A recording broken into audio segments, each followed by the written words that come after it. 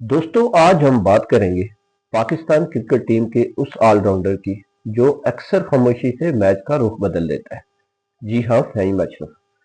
दोस्तों अगर आप हमारे चैनल पे नए हैं तो चैनल पे सब्सक्राइब करें और फिर वीडियो की तरफ बढ़ते हैं।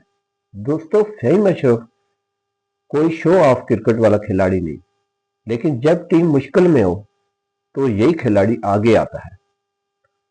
दोस्तों चाहे आखिरी ओवर में तेज रन बनाने हो या मिडिल ओवर में, दोस्तों आम विकेट चाहिए हो, फहीम अशरफ ने कई बार पाकिस्तान को मैच में वापस लाया। दोस्तों अगर हम इनकी बॉलिंग की बात करें तो फहीम अशरफ नई गेंद के साथ भी खतरनाक है और पुरानी गेंद से भी विकेट निकालने की सलाहियत रखते हैं। खास तौर पर स्लो बॉल और कटर इनकी ताकत है जो बड़े बड़े बैटर को भी परेशान करते हैं।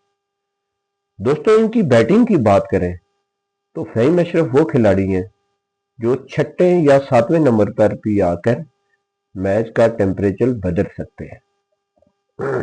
दोस्तों हमें चैंपियन ट्रॉफी और T20 मैचेस में इनकी मैच विनिंग इनिंग याद है।